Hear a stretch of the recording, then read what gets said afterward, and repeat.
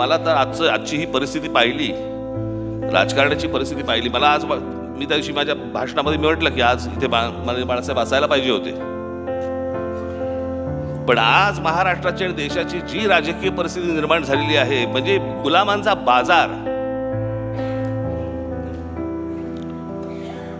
आणि हे सगळं महाराष्ट्रामधलं सगळं चित्र पाहिल्यानंतर कुठेही जा तुम्ही,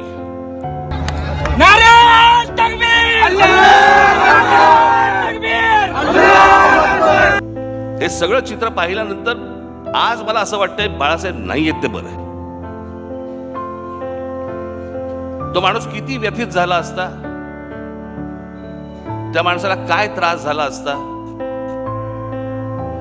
की हे सगळं चित्र आज जे महाराष्ट्रामध्ये उभं राहिलेलं दिसतंय समोर, की जसे ते पूर्वी 200-100 वर्षापूर्वी नाही का ते चावडीवरती उभे राहायचे आणि माणसांची लिलाव चालायचे, आज तसे महाराष्ट्रामध्ये लिलाव चालू आहेत. आज अनेक ठिकाणी तुमच्या बाहेरच्या सगळ्या जिल्ह्यांमध्ये कल्याण डोंबिवली असेल, शिसारी आली, शिसारी ज्याला व्यथित व्हायला म्हणतो ना आपण, की काय चालू आहे, कुठे नेतोय आपण. आणि आज ही परिस्थिती पाहायला माननीय बाळासाहेब नाही याच्यासारखी चांगली गोष्ट नाही की तो माणूस आज हे सगळं बघायला नाहीये. तो पाहूच शकला नसता हे माणूस.